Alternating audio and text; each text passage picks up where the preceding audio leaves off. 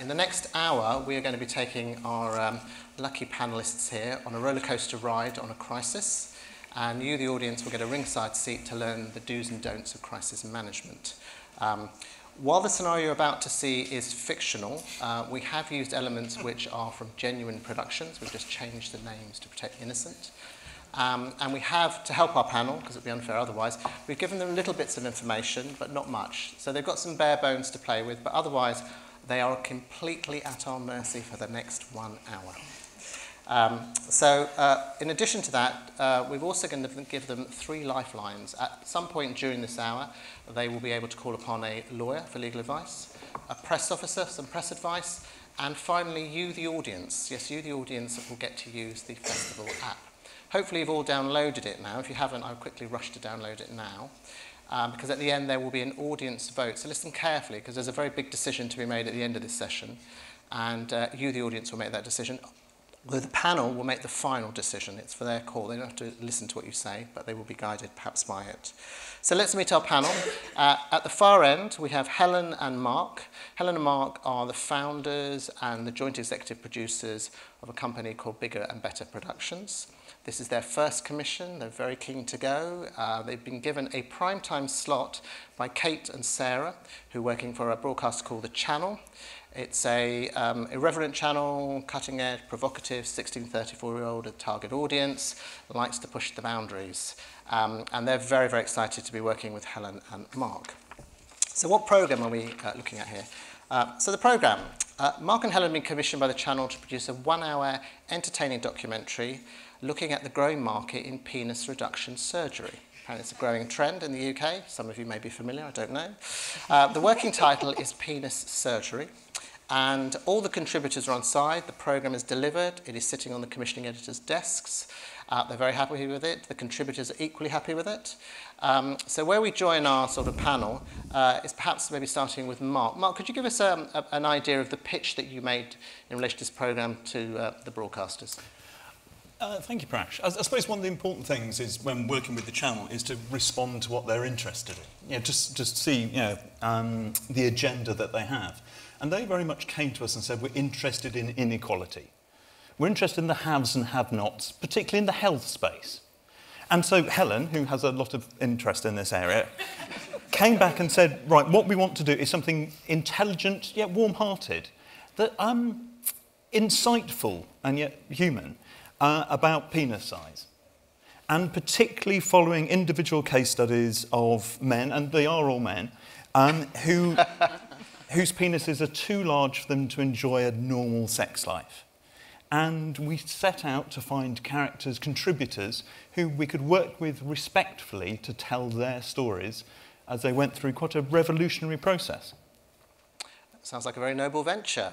Helen, would you like to tell us about your contributors? Because I believe you have a number, but there's one central character, isn't there? You'll be amazed how many people in this country suffer from this. No, we had one of the main characters that stood out to us very early on is a guy called John Thomas. I think we can see a picture of him on the screen. I think will come up shortly. John, lovely guy, bricky, lives in London, lives with his mum, has a girlfriend, doesn't live with him, but has had always priapism, it's called, the technical word for it, where he actually cannot have become aroused or have sex at all. So we liked him. He sort of also had a little bit of a work. We spotted him on the internet, but we'll talk about that a bit later. But he is a lovely guy and was really engaged with this idea. He tried everything. He tried all the non-invasive surgery. Nothing had worked, and he was really up for, you know, us following his journey, why he went through this revolutionary surgical procedure. So we were very pleased to find him. Sounds fascinating. Can't wait to watch it. Kate and Sarah, so from your perspective as the commissioners, you've seen the programme, you're very pleased with it. Kate, can I ask you, what were, in a sense, your editorial ambitions for the programme? Where are you at the moment? Well, we had a really big success with breast reduction surgery with over 3 million. And so when they came with this project, we sort of grabbed it with both hands, to be honest. And especially the central character of John Thomas, because he has a 12-inch flaccid penis. Oh, there's none on stage now. There he is. With an 11... Put his appendage on screen. 11-inch circumference. And so... And with his condition, he he has an erection quite a lot, but he can't have sex. So it's an incredibly interesting story. So our ambition was to tell the stories sensitively and fairly of this terrible condition, demystify and destigmatise it, whilst having some of the shock value definitely the shock value that would bring in a big audience. Okay. And that was the ambition. Sarah, from a marketing perspective, I mean, you're on the cusp of this being broadcast. Yeah. What does the channel want to do to kind of get bums on seats? Well, obviously it's a very authentic story, so it's real and it's factual in that sense. But obviously, as we know from experience, anything based around anything to do with sex does rate, and we're expecting it to be quite a hit. And we've got quite an irreverent tone to the programme, and so we want to bring that in a really sort of catchy way, really, and we've briefed the marketing and social team to get something out there that we think will be quite a pithy trail that will, you know, hopefully go viral and bring in that audience for us. So we're all singing off the same hymn sheet here, aren't we, by the sound of it? Although I believe you've been probably a bit shy about this. You're not really keen on the title, I hear. Penis surgery was a working title, I accept. But it's quite dry. It's quite dry. It's not going to bring an audience. Any suggested titles you'd like to pitch to tell the producers here? We were thinking, instead of penis surgery, what a cock. What a massive cock. Yeah. What a massive cock, because Yeah, I think that talks about the size cock in it as well, yeah. Then we'd had other ones. Honey, I Shrunk the Cock. Yeah. Big cocks big knobs like broomsticks. Was Yeah. Hang on, I just have we had The Elephant in the Room. Yeah, It's a Hard Cock Life. Yeah. Can I Helen, Mark, I mean, you know the contributors quite well. Slightly different from penis surgery, would you say? I mean, how do you think they might respond? It's one of those where right from the start we were clear that this was a working title, that, you know, it's very much kind of within the Ofcom regulations that the editorial control has to remain with the channel. Tonally, I'm not sure that penis surgery maybe is as kind of racy as you'd want to get people in. I can understand that. They understand that this is an important piece of public service television, and so they would benefit from having a large audience for this too. Okay. Well, it just so happens the marketing team have done a trail for you, and it's so exciting. It's literally just arrived. Kate and Sarah haven't seen the trail. I think it has a new title on it as well. Could we just show the trail just to get a reaction here, probably from the audience as well as the panel here?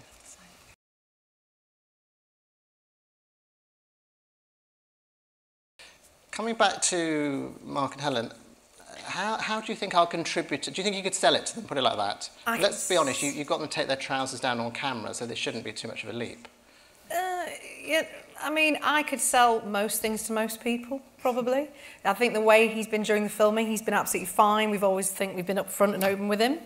I think he also we found him because he was already online talking about his condition, so he seems to be quite, in a way, open and honest about things. I think tonally, I think he's got a good sense of humour, so I think there shouldn't be a problem. But It's hard to tell. That, yeah, I know in The Undateables, a different channel sort of played with the title sequence to sort of remove the un from the undateable. So perhaps we could kind of work to see if we could kind of slightly amend how that works. Ugly's a little hard. That's my only thing too. Or drop the ugly down in the trail, so it drops down. Yeah, that would work. Yes. Fat up. Well, if it's any help here, I believe that the marketing team got the line, my big fat ugly penis. It's actually a line used by JT in the programme, albeit it's taken in a slightly different context here, but actually that's how he often describes his appendage. So it shouldn't be too much of a stretch here, no pun intended there, to get him on board. We can certainly have a word with him about this. That, he understands that the control fundamentally lies with the channel. It would be interesting to know from a press point of view if he's going to kick off or not when this goes out with that title on. Okay. Kate, Sarah, I mean, the trail kind of ticks all the right boxes. That's great. It's exactly what you wanted. It's pithy, it's direct, it'll get bums on seats. Yeah. You wouldn't want to give him any degree of control, as Mark says, because in a sense, it was a working title. Ultimately, this is the channel's decision, and he wants a big audience like all the other contributors. If he said those words within the documentary, I think you've got a very good starting point in order to, you know, make that case. You know, he said those words from his mouth. We're not making, we're not forcing that. We're quoting him essentially, and we're turning it into a title. He might be flattered. He might Or be. flaccid. Okay, this might be a good point. I think you might want some legal advice at this stage. So I think we have the lovely Rowena Caudry in the audience from your legal team, who's going to give you some pointers here. Ro, over to you. Hi. Is it on? Yes, hello. Ooh. So yes, interesting. So I've had a quick look at the programme description for you. And whilst this is a bit tricky, I do think we're quite helped by the fact that you refer to this being a sort of entertaining and informative programme, and that we would document the kind of highs and lows of the surgery. So you may be able to speak to him about that. I don't think that title's defamatory. So I don't think he's going to have, if he is upset about it, I don't think he has a legal case, strictly speaking. But obviously, we do have a fairness issue here, so I think it is over to you, our producers, to kind of give us a sense of whether he could sort of come on board and be persuaded. So over to you. Great, thank you, Ro. That's very helpful. So essentially what Ro's saying is you've got a bit of wriggle room, but you're not quite there yet, so probably best to get him on side. Understanding your points, obviously, we don't want to cede editorial control, but it is a collaborative endeavour and we would like him on side. So I think probably we'll send you off to have a little chat with him. Now there has been a bit of a hiccup, I'm afraid. Just found out that the social media team, you know what they're like, always keen to get stuff out, actually put this on Facebook last night. Sorry about that. But on the plus side, Kate and Sarah, it's already got 10,000 views. Oh, great. So Wow, you know that's what, good. we're doing We're well. happy. What we're doing.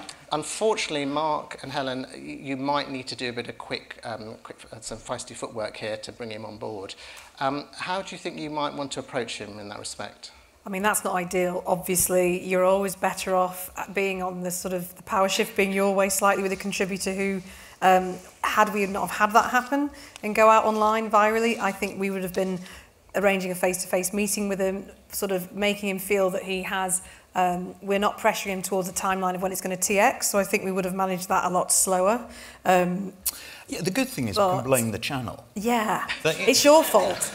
But, you know, it wasn't our doing. We were going to have the conversation with him at the right time. We were planning to. To be fair, he's probably already seen it. If he's all over YouTube, which he has been before, Yeah. then he's probably already seen it. He's probably, people have probably tagged him in it, and he's probably liked it. So Yeah, he's you probably might have loved an it. easy conversation. You know? And We we should haven't had definitely any check whether he's feedback. liked it or not. Yeah, definitely. One of those cheery Did he little like? thumbs Did he up actually and like it on Facebook? I don't know. Who knows? We'll Do you, I seem to remember that you had some problems communicating with him and contacting him during production, and untypically I understand that he's quite a hard man to track down.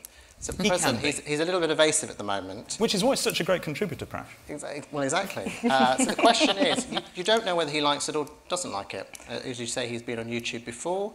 He may feel this is perfectly in keeping with the programme. It was his words in the programme. Do you want to take the trail down or leave it up?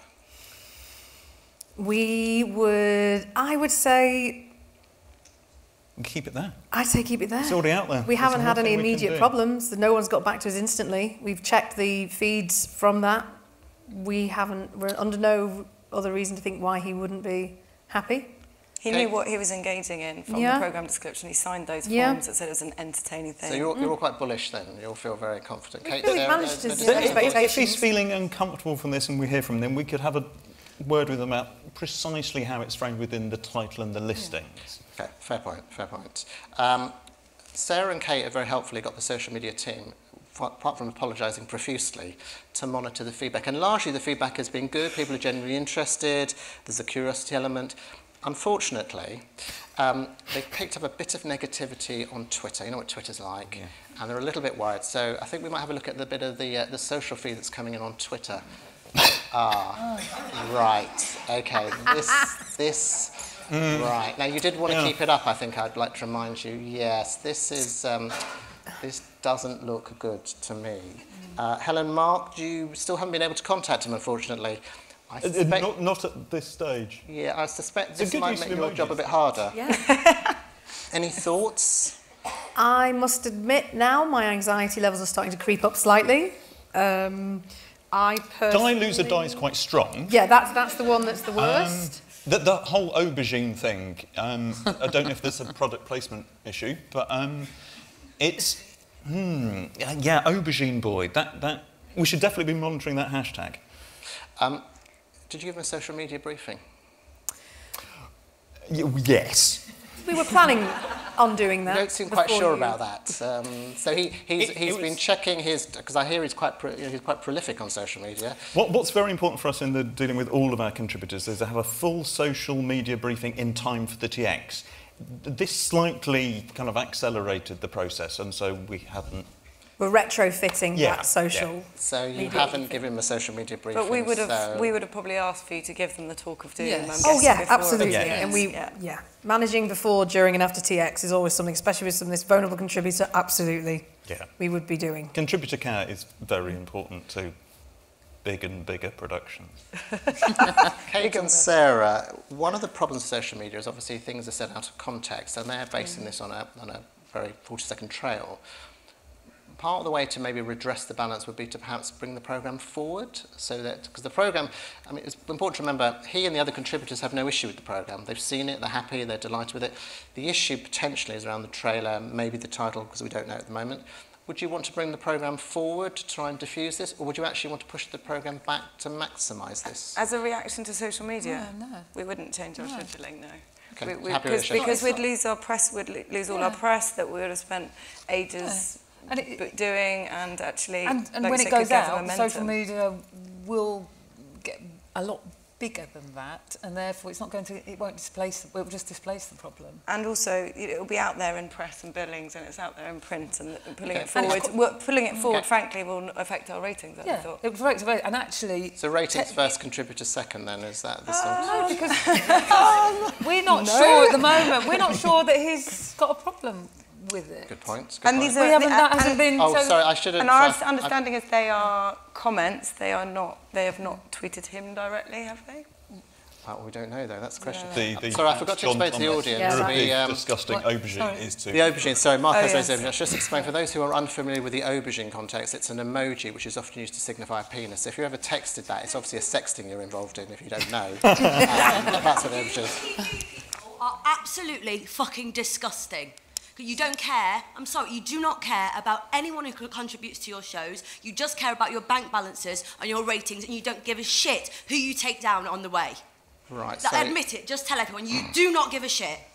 Sorry, who are you? Excuse me? I'm Melanie, I'm JT's girlfriend. Oh, No, JT's he's not girlfriend's here. today. Right, so, Melanie, No, please he's not stand up. here because he can't answer the phone to anyone because you have made him a fucking laughing stock. I'm absolutely appalled. You won't bring it forward, but you don't give a shit that his life is going to be ruined. We don't see that bringing it forward would actually help. What we think is that we feel that he should have had enough... What he should have had... He should have had known enough what it was gonna counselling be prior called. to it, prior to taking part. Now, he took part in the programme. We've been told that he was given a full description of what would happen, including social media. Not in terms of a title change, taking him out of context, making him look an absolute twat in front But he of was the world happy and with his the family. programme. He did review his programme though, and at the time of the review of the programme, he had no issues. He was happy So, with the programme. in Bringing it terms of- forward, I don't understand how Viola- bringing it forward would help. Because you're saying it's ugly, it's disgusting. If this is the abuse he gets from a trailer, you can fuck off airing your series. Well, we should be able to... Okay, let's thank you, Melanie. I really appreciate your Yes, contribution, and it's really helpful to kind of feel... Very good. Very good. Oh dear, it's getting a bit hot in here, isn't it? I don't know about you, but I'm feeling slightly unfortunately, uncomfortable. we'd have liked to... Well, it would be wonderful, and we would be very much advising our producers to... They have done their best endeavours, I believe, and understand that they've been trying to contact him, to speak to him, to have a conversation with him about all of this, and offer what kind of duty of care they can to him to support him through, you know, if he's feeling distressed through social media, whatever. We absolutely would... we would absolutely make sure that these guys would have had those sorts of protocols put in place ahead of filming that would have all been signed off and come through us at the channel. But this did happen early. I mean, this came out for all of us a little bit of a mistake. Yes. So we just have to cope and deal with that and accept and apologise to John. Yeah. And I think it's good that the channel wants to apologise. I think that's good. Oh, interesting. Interesting. We Can I just stop you there, panel? So, it's all very interesting, this, and, you know, But Melanie isn't JT, is he? No. How do you know that JT has an issue with this? Well, we would like to see JT himself, I think, I wouldn't think we? we'd all like to see JT, wouldn't we? But unfortunately, JT's Get gone to the bottom ground of a this. bit. Yes, apparently couldn't get through the door, apparently, so he's not here. But JT sent us a letter. It's just come in, so it's handy. That's quite handy. So Only aubergine emoji. Oh dear, this doesn't read very well, does it? It's addressed to Helen and Mark. Excuse the language. You fuckers have ruined my life. I've been trolled on social media and mocked in the street, thanks to that horrific video on Facebook. How could you call the programme My Big Fat Ugly Penis? You said it would be called Penis Surgery. You've misled me and I feel exploited and presented as a circus freak. My whole life is ruined and I'm in a desperate state. The building company I work for are threatening to fire me because this has brought them into disrepute. I want out of the programme unless you pay me £5,000. I'm going to the press and I will sue you all. That doesn't read very well, does it? Well... That doesn't sound like... He sounds a bit upset, I think, understandably. It's free But press, also he's throwing isn't money it? in there, so already I'm feeling slightly he has a bit of a conflict of interest in that letter. I think we'd have to think about how to manage it face-to-face, and people like that often it's better to see them face-to-face and hear their grievances. We clearly have a duty of care towards him. That, you know, that this is a very sensitive and incredibly well-made documentary, made by someone who has made documentaries before. That, you know, they're brilliant. And I think the important thing is that we try to tackle this out of the public gaze and get to understand truly what his concerns are. Kate, Sarah? I think there's another probably side issue is that he knew that it was an entertaining take on because he wanted to get as big an audience as possible. To a certain extent, him going to the press, it could be playing into our hands of getting an even bigger audience. And he says he's got a big, fat, ugly penis. By the end, having gone through this groundbreaking surgery, he's got a pretty beautiful penis. And therefore, there's been a transformation as well. So I think when people come and watch it, and there might be more people watching it because of the controversy, they will understand that actually, when he's walking down the street, this man now has a great penis. But priority right now, I think, is that's a letter received in the post. We need to get to him. We need to see him. We probably, a member of your team probably needs to go and find him with a psychologist. I presume he was psyched before he took part in the programme. Naturally. And, you know, and they need to go down and we need to have this assessed because, you know, he may well be having... You know, we don't know where he is mentally, we don't know what his mental health is, you know, and actually it might go further than just threatening to go to the press. He could be on the verge of a breakdown, so we need to get him in front of a psychologist as a matter of urgency. Very good, all very sensible. A letter to us. It was addressed to you, but actually it was also copied to your chief executive and to your controller, so you probably so you'll be coming want with us to go visit him. your controller will probably be on the phone in a few minutes, I suspect. This is probably a good point, because he's raised press as an issue. Now, I did say you could have a lifeline. We have your press officer in the audience. Where's Lou? Hi, Lou. Hi, Lou. So I have to say, Lou, it's going to be okay, right? Of course it's going to be okay. I think that everything that everyone's said so far has been absolutely spot on in terms of the psych testing, in terms of getting to him as soon as possible. He's obviously very vulnerable. He's really struggling. Although he's on social media, he clearly doesn't understand what it's like to be on the hard end of social media, and I think that he needs some advice on that, and you need to get to him as quickly as possible. Obviously, you need to start preparing lines against inquiry. I think you need a really robust response, because when the press do call to say, have you acted in good faith, and do you honestly feel that you have responsibility to your contributor, you need to be really robust and say that you have acted with all the filming. You've been very, very clear with him from the outset about what the programme was, that these were his words. But I think you've got to be very, very sensitive, obviously, to the fact that he's very upset. I think someone from Channel 4 should be coming with us as well, because it's a united front. The channel. The channel. But lines against inquiry need to be prepared. They need to obviously be seen by the lawyers. And you need to be prepared, of course, that his girlfriend is going to go to the press and to anticipate every single question that they will ask. Lou, that's very helpful. I think we're also going to go back to the lawyer again here, because he has threatened to sue. And I think Ro gave you some helpful advice at the moment. Ro, feeling as confident now, or would we be worried? Just give a bit of help to the panel here. Well, I don't feel worried, but I think you've got an extra dimension with this one over here. coming into play. So I still feel happy that you did well with your programme description. It's obviously not ideal that our trail went out in advance, but I think that is more of an Ofcom issue. So I think if any of them go to the press and it's a legal issue, I think we're feeling relatively comfortable at this stage. But I think Ofcom is our big danger further down the line, and just general reputational fallout for each of you and the channel itself. Sounds like we've handled that really well then, Pratt. Yeah. You're doing quite well at the moment, I think. How would you advise replying to the money in that letter? Well, let's deconstruct his complaint then. So there are a number of issues he raises. So the first point he raises is that he's been exploited. Bit of comfort here. We've been through all the rushes. The lawyers have checked them. You've been through them. There's no exploitation. He voluntarily took part. He talked very candidly to camera. There's no allegation of exploitation, and we think that's probably a weak one. He says he was misled, though. That one's not clear-cut, because let's be honest, we didn't tell him about the title change. We then did let it go out accidentally, albeit it's an accident. We then, I think, well, actually, you decided to leave it on air, I believe, on the social media. So it was up there for quite a long time. Probably a bit of a sticky wicket on that one. Would you say that's a fair assessment?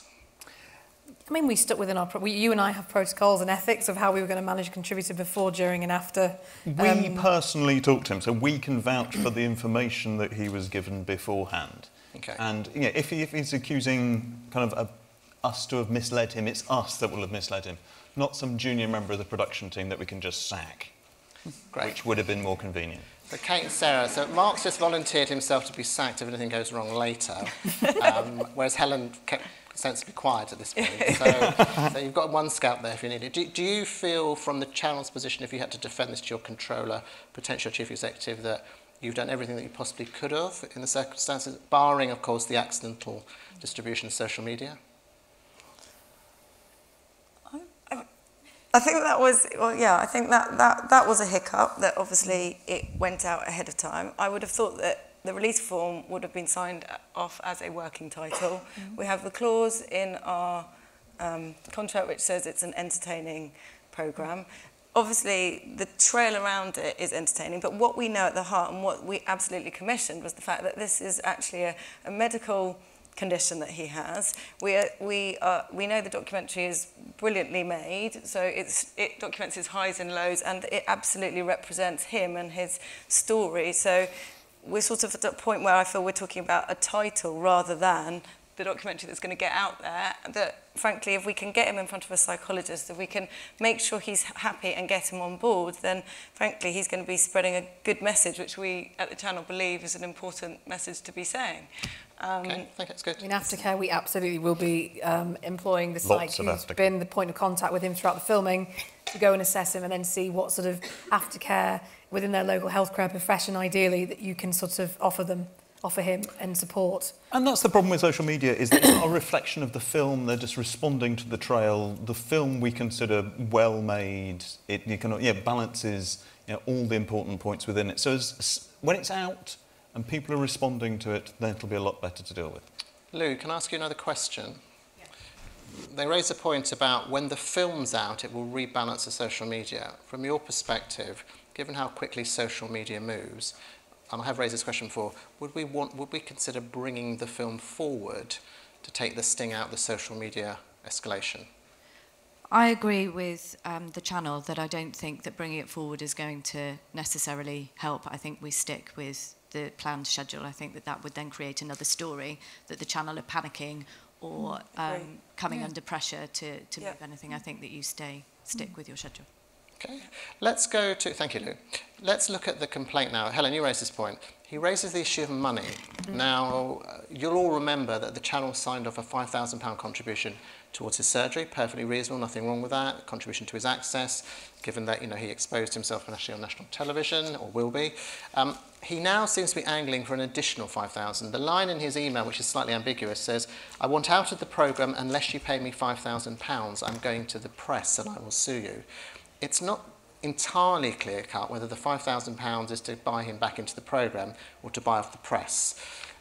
Do you think there's an issue about how genuine his complaint is? I mean, you know him better than, say, Sarah and Kate. I mean, that's a slight red flag to me. That's the first time he sort of delivered that sort of language to us in terms of being slightly, it's a bit like blackmail. So I think there I would question his, him wanting to do it as a power and a leverage thing because he knows he's got us in a position because the channel have made a mistake by putting out the trail early. I think that would be absolutely, would be advising you, because we know him really well, to push back on that and to be very clear that that isn't going to be happening. But it might also be one where if Lou knowing this information and obviously having a lot of herself brilliant blackmail material on a lot of national newspaper journalists, is that, you know, she can help control this story coming out.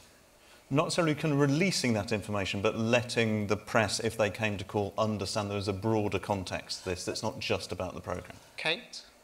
Yeah, I'm just with the 5,000. I would say first of all, it makes me less worried because it's such an obvious threat for personal gain, rather than saying that he's that he is in such a deeply damaged psychological state that he could harm himself. Or the fact is, he's looking for gaining money out of it, which makes me less worried than if it was just an absolute desperate letter saying the damage that had been done. So he's asking for a trade-off. I think there's absolutely no way that you would pay £5,000 because that is admitting we've done something terribly wrong, which I don't believe we have. Great, okay. Can we pick up the point, I think one we just mentioned, which is the reference to his desperate state? It's like seeing there. Now, Mark, you did psych test him, didn't you? Indeed, of course, Thank absolutely. God for that, okay. And how did that come out? What was the psych testing? What did it reveal? That, so undoubtedly for a man experiencing a condition like this, willing to go to the lengths that he's willing to go to, he has experienced a degree of kind of psychological harm from this. What our psych believed was that was a reflection of the medical condition and its impact upon the rest of his life, and that while he did kind of manifest certain forms of anxiety and depression, that was not a reason to not include him. This is undoubtedly in the public interest, and the sensitivity with which it is being handled up until the channel's terrible mistake with the trail, I think is reflected very well. Do you think, though, and again, we don't have access to him, given the social media, do you think that his depression and anxiety, do you think he might be slightly more anxious now, perhaps, than he might have been previously? Yes, he's now the beneficiary of this new surgery, which we hope has tackled the underlying cause of that anxiety and depression. Okay. Sarah Kate, he mentions his livelihood. Coming back to the money, he says the firm placed the firm in disrepute. He is, by looks of it, is in fear of his job. I mean, we can't talk to him, so we can't test this. Do you think it would be unreasonable to make a payment if his job was at stake because of, ultimately, the channel's error? I don't believe... if it were, then yes, but I can't believe that it is, because he has participated in the programme. He has benefited from the surgery, which... was leaving him in a physical state and a psychological damaging state. So I would have actually thought that his work would be better. He would be more fit for work. If it had ruined his work, then I think maybe, and if he could prove that, but I don't believe a word of it. Can I just jump in there with that? Because also, to me, that is an issue between himself and his boss, and it could be a case for unfair dismissal. You know, this is his private life. There is nothing in his contract, probably with his boss, that says he'll get the sack if he does a show like this. So I would be advising him that he needs to sort of make a line of difference between us and his boss, and tell him he needs to seek legal advice independently on that. I think we should be offering him support, but certainly not money. Damages. But I think you should absolutely check. You obviously agreed to pay for the surgery, but if in the process of that, I'd have, maybe up front, I would have hoped you'd looked at if he was going to have loss of earnings for the actual time he had off to have the surgery or whatever. And we should just make sure that he didn't incur other costs, which were genuine and factual, that possibly is something that you should have a look at, and that might help appease the threat of it. But the way it's written at the moment is, I want money, but actually he may have a case for, actually, my wife had to not work then, had to be off work to help me post-surgery, but we should have agreed that up front. So I'd have hoped would have had those conversations. So you're broadly all agreed that you're not going to pay him the £5,000. Is that right? I'm not unfairly quoting you. I'd hate to put words into your mouth. Okay, good, thank you. The press team have just called up. They've just called to say that the Daily Mail are running with an exclusive interview with JT. Of course they are. Of course they are. They've called it Penisgate. There we go. They didn't seek a right to reply because they basically put a line in saying that you deny the allegations. I mean, it was a bit unfortunate, but that's just the way it is. Should we have a look at that headline? Let's have a look at it here. Oh, there it is. So, exploited, misled, suicidal. Aubergine boy goes viral amid public outcry. Questions raised in Parliament about the Channel's future. MPs demand answers from Channel executives. Channel caught with pants down as Aubergine boy threatens suicide. That doesn't look very good to me. Does it look good to you? No, it looks like fake news. No, Suicide's news to us, isn't it, now? Yeah, suicide's not a good point, isn't it? He didn't threaten her. Well, let's slightly deconstruct that, because it is the Mail, M-A-L-E. It turns out that it's actually only one MP, it's his local constituent MP, who has a bit of an agenda against the tawdry Channel. Sorry, guys, that's back to you, I'm afraid. The suicide is, it's not, he didn't quite say suicide. I think he said he felt suicidal, not that he was threatening suicide. It's been slightly misquoted. The Aubergine boy thing is, I'm afraid, it is viral. And apparently now it's at about, it's almost at 250,000. So looks like it could be a good audience for this, if it goes to air, of course. Kate, Sarah, from your point of view, your CEO, forget your controller, your CEO and the board now are asking for some reassurances. They're feeling this is a little bit uncomfortable. We pushed the boundaries before, but the front cover of the Daily Mail with suicidal contributors is probably the worst thing that the chairman wanted to read while eating his cornflakes this morning. Any reassurances you could give him about direction of travel, what you're planning to do, whether you want to bring it forward, whether you don't want to bring it forward, because it's still a bit off, and the trail, of course, is series now, don't you? Of course, the trail's still up doing the rounds. Any, not wanting to put words in your mouth again, but how do you feel about where the programme should be? Can I make a suggestion? He's getting a lot of attention. Is the thing to do to commission a follow-up? It just seems that already you've got a story that's really making the most of it. It will give him a chance to kind of air the views which is in the response to this. Yeah, I've never known a story kick off like this. And yeah, Aubergine boy is maybe something we could merchandise. I don't think we're at the point of doing a series, but I think what we need here is a right to reply, and that needs to really, I mean, as we know probably from this notorious paper that, as you say, things are slightly misquoted and embellished, perhaps. Well, we know, Sarah, they do tend to get things wrong, don't they? We do that, yes. I'm going to ask Lou to help you again. Sorry, Lou. Lou, this is not looking good, is it, from a press perspective? But, as you rightly say, Prash, there are elements within that story that, they've completely exaggerated this. So let's put a bit of perspective here. I think the most important thing is, have we still not spoken to this man? Yeah. Are we still, because we will all be getting calls from this morning. He's probably in the car on his way to this morning as we speak, because he's going to be telling his story with his girlfriend about how awful this is. We need to get him on side. We need to give him support. We need to be able to help him try and handle this, and as we've rightly said, try and get our side of the story over and be slightly more robust. We are trying to get hold of him. He just seems to be not wanting to speak to us at the moment. He wants to speak to everyone else. But we have asked you to go down and physically go and find him with a psychologist. So yes. We hope that one of your researchers, actually someone way more senior than that, in fact. You two yourselves. Significantly more senior. It's like a senior researcher. Has his girlfriend... No, it should be you. It should be you going down there and talking to them personally. Has his girlfriend been able to put us in touch at all? Have we tried we're not in the best getting in terms touch with girlfriend at the moment. No, we sent another researcher to try to talk to her. Can I... thank you, Lou, that's very helpful. Even though we think there's a bit of spin here, quite a lot of spin, the fact that he did say he felt suicidal, is that something of concern to you in terms of the direction? That is a red flag to me, ethically. Yeah. We've spoken to the psych.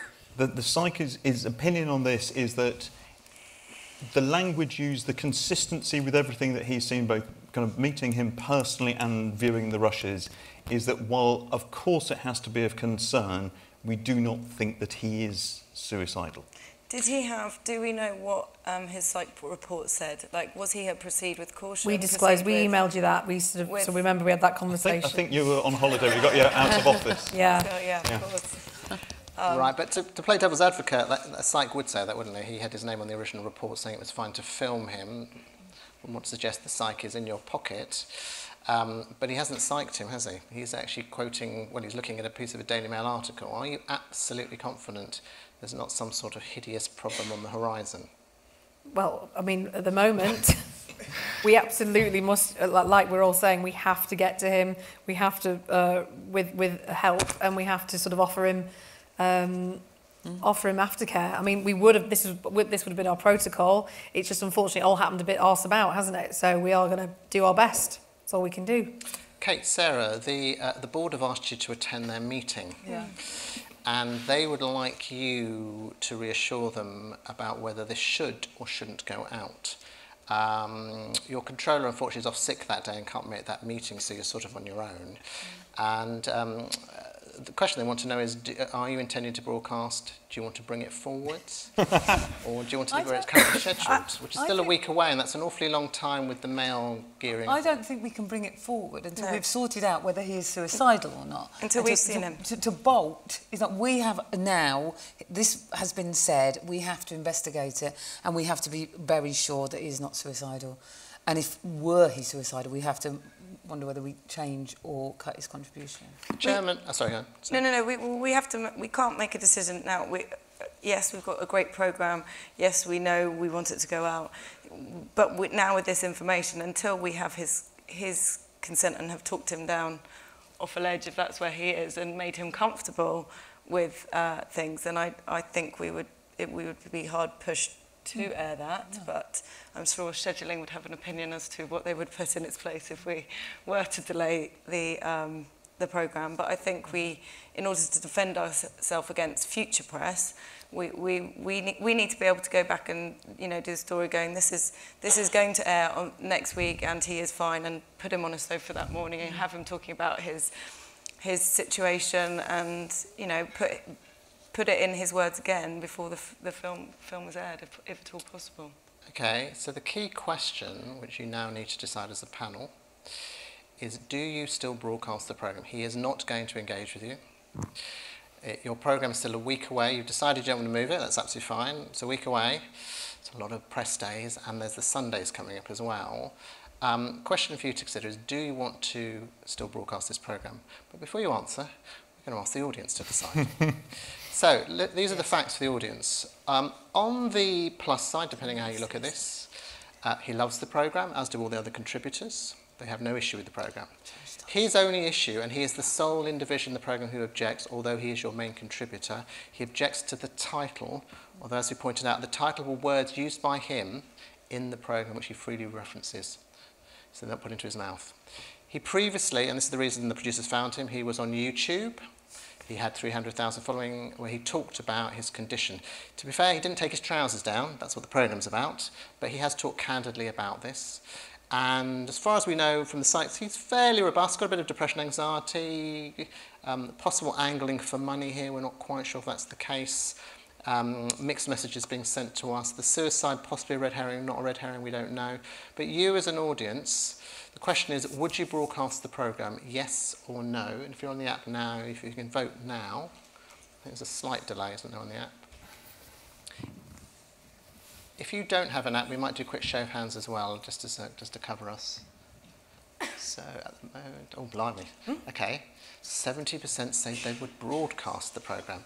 Now, it's all very well for the audience to say that because they're all hiding behind their apps. None of them are on the stage. So the key decision for you individually, and I'd like you to go through individually and give me your justification for broadcasting or not. Helen, broadcast or not broadcast? I would say broadcast, because I know the time and the relationship we've had with John Thomas. I think it's not for me to be the expert about his mental health, but going back through to the psych reports and to the advice of just making sure we handle him extremely carefully, talk about the talk of doom, we always call it, so about the sort of issues when UTX and social media, we will, you know, I think looking back, I could sleep at night, knowing all the facts, and the fact that he went to the papers saying he was suicidal once we sort of said we weren't going to give him the £5,000, I do feel that we are in our rights to broadcast. Okay, so you're going for a yes broadcast. I am, yes. Sarah, I'm going to come to you next. I would broadcast. My biggest red flag is the word suicidal, but that is in a paper that has been misquoted. His actual written down letter was the word desperate. We know from psych reports he's not a proceed with caution or a proceed with extreme caution. He's been psyched properly. We've done best endeavours to try and contact him. He's not replying. He's a bit of a attention, likes the attention, I'm guessing. He's been on YouTube, that's how we initially cast him. I'm satisfied that all the protocols were in place. He signed a release form that basically said he knew he was what he was consenting to at the time of consent. He did sign it, right? He did. Yeah. I think it's a risk, but I would argue that airing the programme, which has the factual content, which tells his whole story, is actually going to undo some of this damage anyway. So I would broadcast. Okay, so Mark, before I say anything, Mark, it's now gone viral. We're pleased to know the video, which you haven't taken down and left up. It's now at 1 million. And I suspect the Prime Minister may be saying words at some point. Who knows? You never know these things. Mark, over to you. Got strong feelings about big penises. Mark, broadcast or not broadcast? Definitely broadcast. We're a little indie. This is a really important commission for us. We believe... So it's all about the money, is it? It's all about the money. Just the international sales projections that we've already got for this are extraordinary. Okay. We're already formatting the series. It's going to roll out around the world. There is no doubt that this is an entirely responsibly made programme. That we believe that if he's willing to sort of give press interviews, if he's willing to go on the This Morning sofa, he's not truly concerned for his well-being. And he wants to have the opportunity to put his side of the story out, which is why I think a further commission would be helpful. So that's a yes for a broadcast and a pitch for another commission. Kate? Well, I wonder... Oh, dissenting voice. Yeah, it's not dissenting voice. Okay. It's just... His objection has been the title. And so I'm wondering if we have the shitstorm, which actually might get us more viewers or whatever, but we have had this suicidal headline, and and he's asked for money, and therefore we're in a dangerous, however, even if he were to fake a suicide, we are in considerable suicide bid attempt. Whether we've got a week to go to air, it's in the press as that title, but do we modify the title? What title would you propose? She's got a great suggestion, haven't you? Schlongs of Praise. No, I don't know. Something more positive. Something a little bit more regal. I don't know. I don't know what we would. I love it. But I just wonder whether there is a compromise that can be made. That's a good point. Okay, but broadly, you would transmit. We have to. Perhaps with a change of time. Well, we don't have. Yes, I would. That's the one thing I would question. Whether we could go some way to meet good point, good point. Quick show of hands in the audience. How many people would change the title?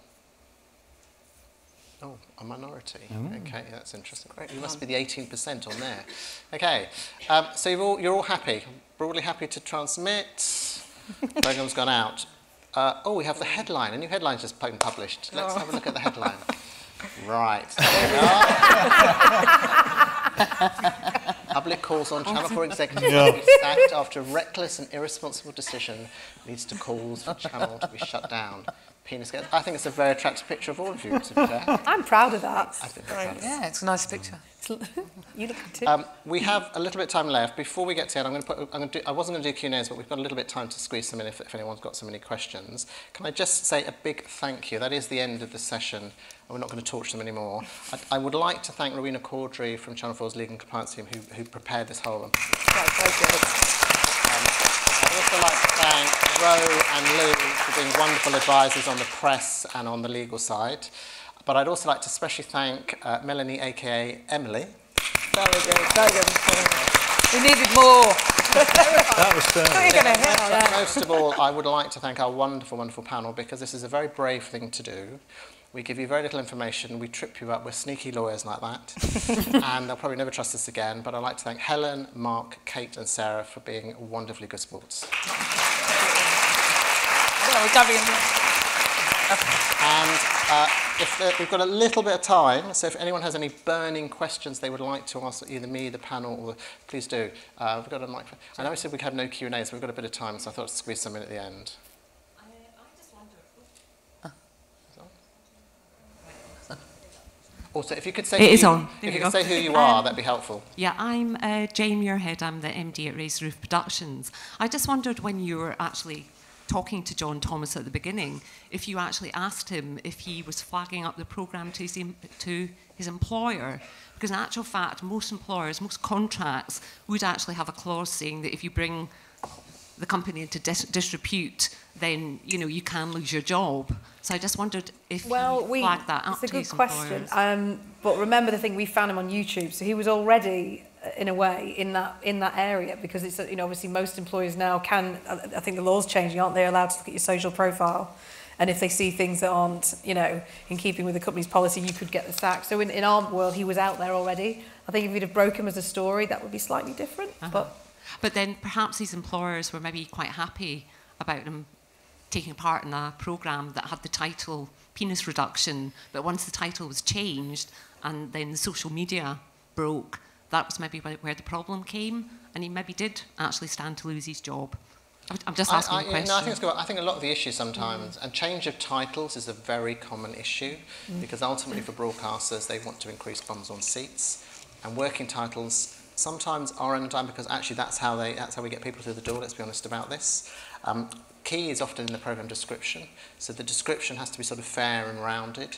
And irrespective of the legals, you need to get contributors on side, because you want them to do publicity for the programme on one side, and also you don't want them attacking your programme. So having them sort of a joined up approach means being as candid with them about the potential effects. You're absolutely right, it was in the public domain already. He'd done YouTube, he had 300,000. His employers must have known about that.